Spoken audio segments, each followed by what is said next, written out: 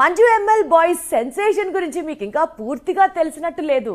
యాక్చువల్గా ఒక మలయాళం సినిమా కన్నా కాలీవుడ్లో తమిళ సినిమా కంటే వసూళ్లు కలెక్ట్ చేసే విధానం చూస్తే అందరూ షాక్ అయిపోయి షేక్ అవుతున్నారు.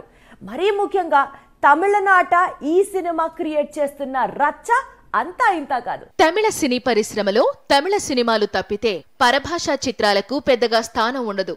వారికి వారి భాషపై ఉన్న అభిమానం అలాంటిది.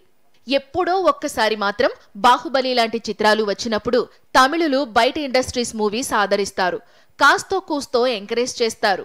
ఈ సంగతి పక్కన పెడితే ఎన్నో ఏళ్ల తరువాత తమిళనాడులో ఓ మలయాళ సినిమా దుమ్ము రేపుతోంది. ఆ సినిమా పేరే మంజుమ్మెల్ బాయ్స్.